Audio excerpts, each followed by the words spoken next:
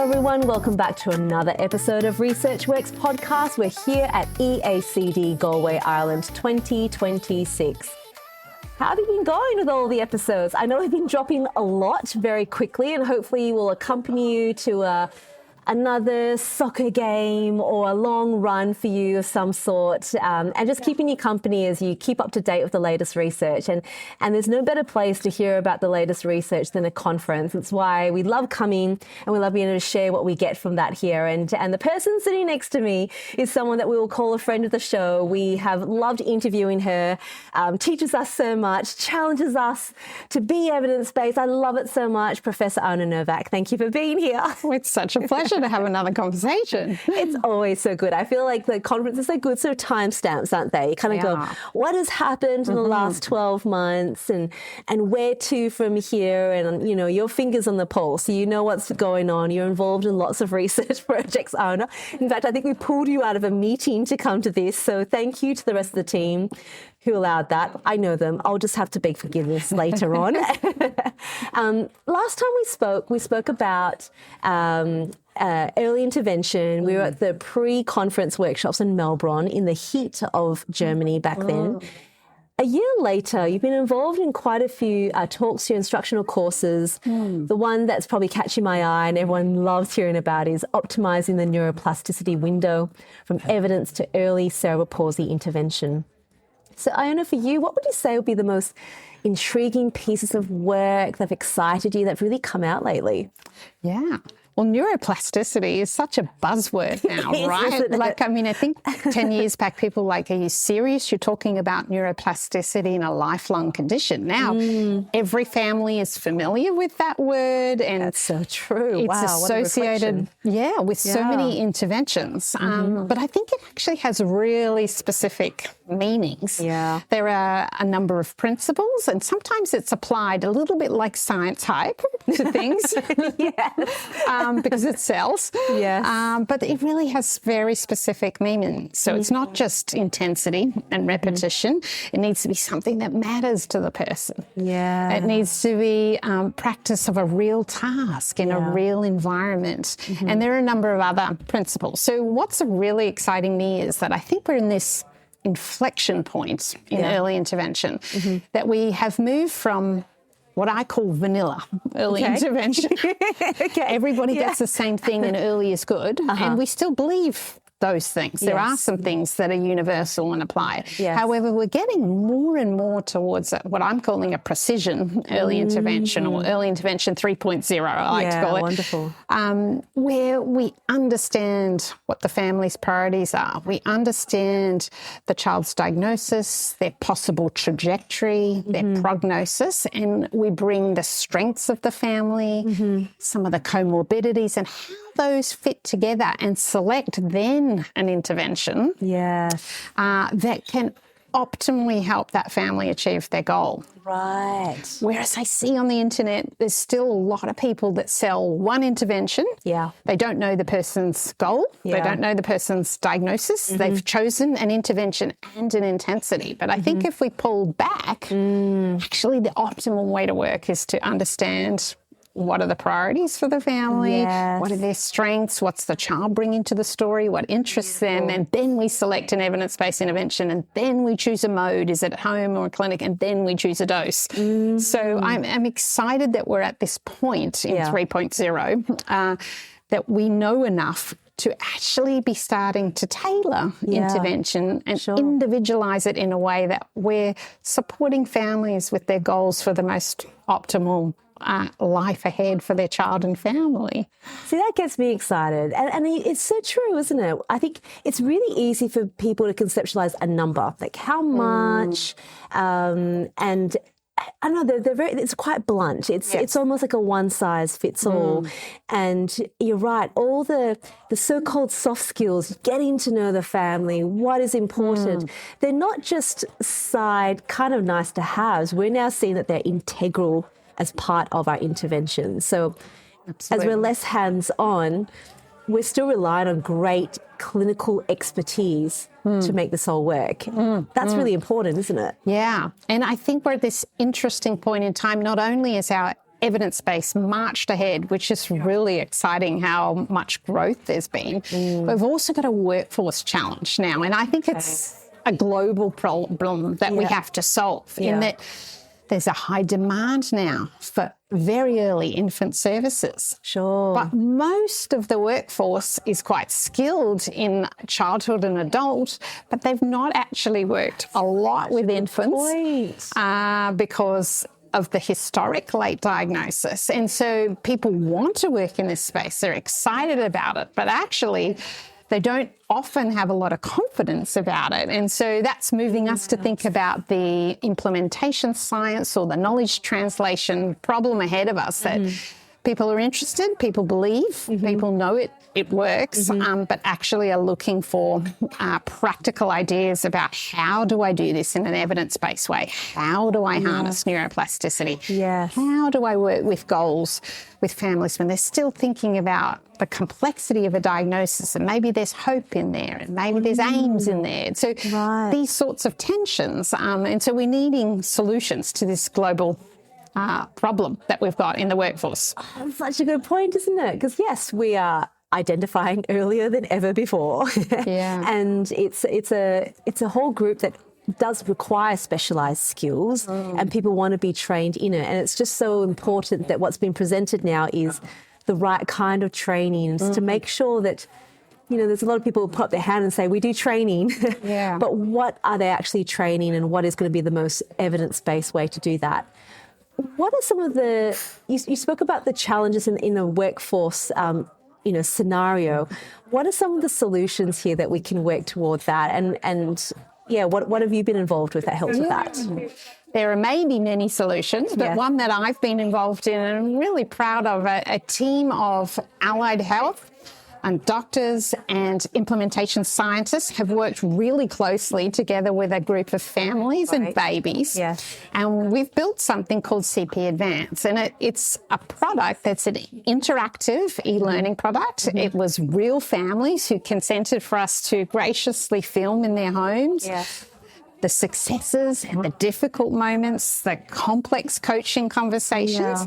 And we've built an e-learning product that feels like when you're a clinician that you're in the home of a child in that precious moment. You are with experts who are very skilled in this early intervention 3.0 and they're doing this intervention, and it's not like a webinar, it's actually an interactive process. So you get to look at the infant video, you have to make some clinical decisions yourself. And what our aspiration with this project is that as an implementation product, it will assist with closing this workforce gap that we now have. And that's our aim, and we've done some preliminary evaluations, and it looks like that improves clinicians' confidence and people's ability to adopt new evidence. So people are saying exciting things, like one of the things they felt was they could do more cognitive training.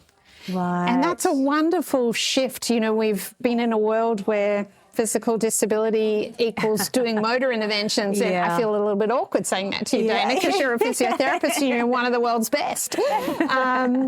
But we've also known for a long time that some of the comorbidities and co-occurring conditions can be as disabling as the motor features or sometimes more. And so in a world where an infant's learning through lots of modalities, the excitement from this idea of a knowledge translation product is, could we actually close the gaps on some of those other things that people get less experience with or less exposure to? So that's fantastic, because there's been such a call for this kind of training to be available, haven't they? And I think with the absence of training, helping to bridge the gap between knowledge and the actual practicality, it's very easy to be swayed, because people actually just want to learn. They want to learn. What would you say would be some of the main, in terms of the uptake of taking these evidence-based interventions? You know, we feel very confident, don't we, about the ingredients that optimize outcomes for our kids. What happens on the side where, are they challenged in still that uptake? What have you observed there, and how can we continue to move forward as a profession?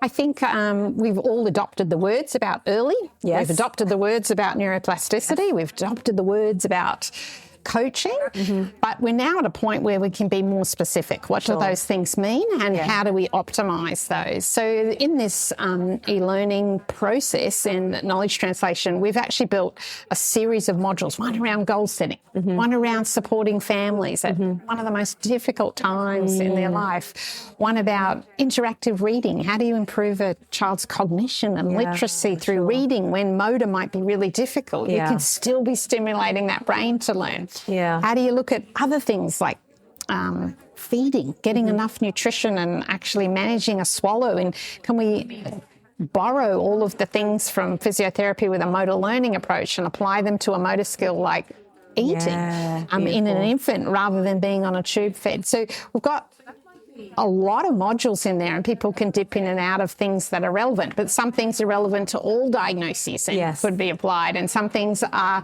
quite specific skills, but people can dip in and out. So hopefully that's a way that people can find for their context and their setup. There might be something in there for them. Yeah, that's wonderful, because I think that's often the barrier, and it's wonderful to see that there's something that's coming out of that from the group that have done a lot of research in the area. When we talk about implementation science and knowledge translation, from my learning perspective, what's the difference there? Is there, I mean, I think there are some fundamental differences, aren't there? So I've got to be careful not to use them interchangeably, but can you help me to tease that out a bit? That's a great thing. In fact, I always find this a little bit funny. One of the art of knowledge translation or implementation science is clarity, and I think the definitions in the field are kind of the worst, really. And they're probably not exciting terms to some people either, and some people throw knowledge mobilisation in as well. And someone said to me, it's not knowledge translation, it's knowledge transfer. I'm like, it's transfer? Sorry, is it just KT? What should I say? KT. I try not to get too hung up on the words, but instead get hung up on the action. Great. And the research practice gap, so from what we know to what we do, has been documented many times to be 17 years. That's a childhood.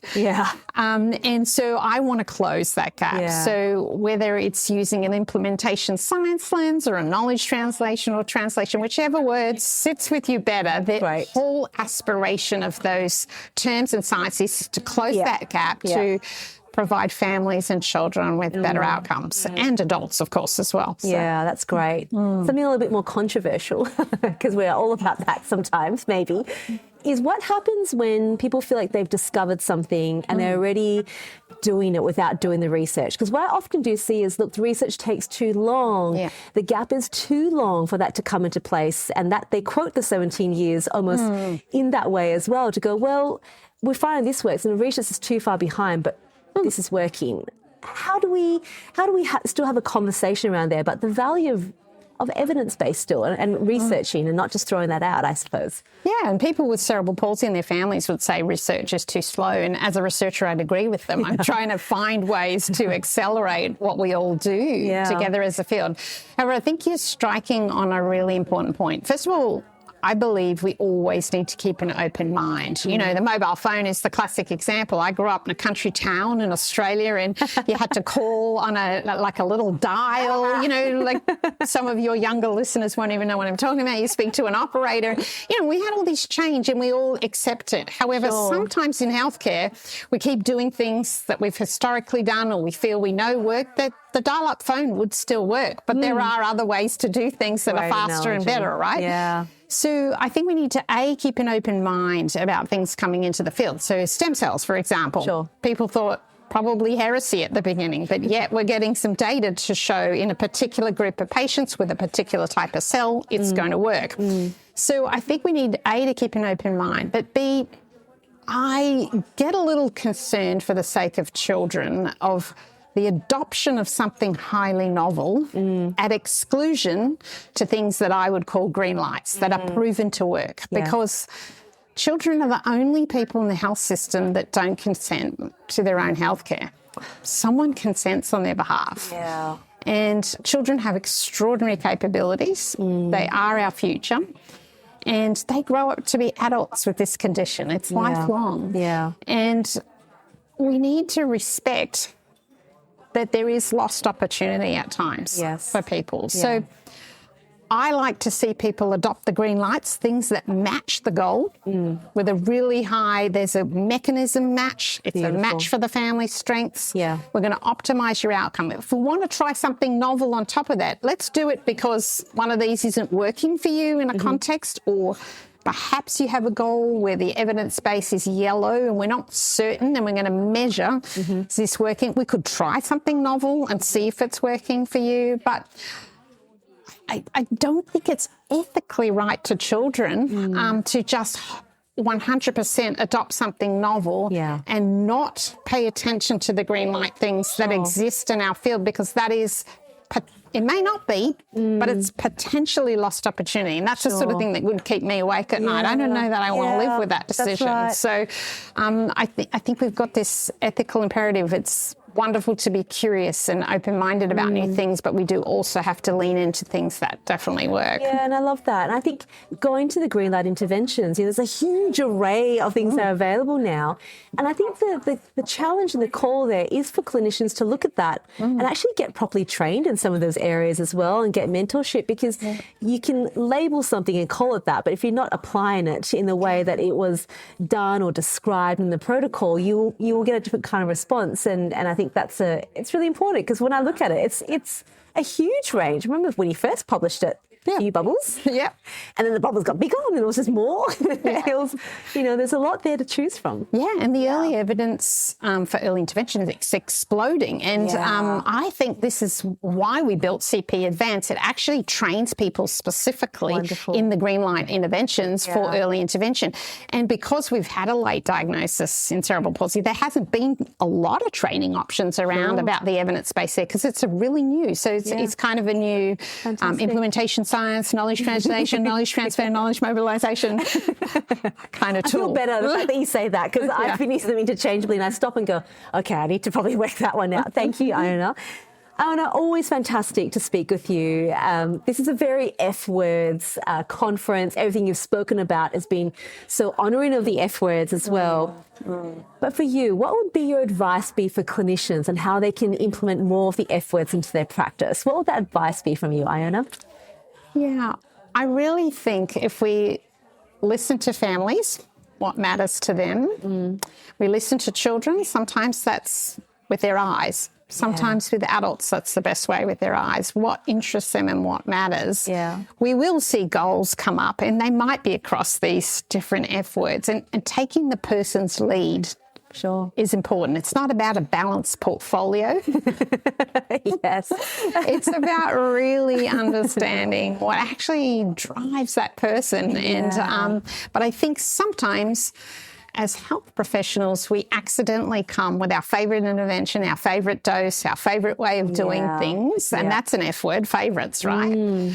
But really, if we're deeply listening to people, then we will aware of our bias and actually open to what they say. Maybe we're not the right person. Maybe it's another colleague in the multidisciplinary team. And then we will hear about participation and fitness. We will hear about activities that matter to the child. That's wonderful. Wonderful advice, Iona, of course. Thank you so very much for sharing with us about the new work that Cerebral Palsy Alliance is doing as well, and congratulations on all the things that your team are doing. It's fantastic. I see them everywhere. It's wonderful. Absolutely wonderful. For all of our listeners, I hope you really enjoyed that. Please go and check out the links for this as well. It's really exciting to know that there's tools available. A lot of people are creating a lot of great training programs, all in an effort to support everything that we do. So it's really exciting. If you've got any questions, make sure you always write into us as well. We can always pass them on to the right people. We'll talk to you all again really soon. See you later. Bye.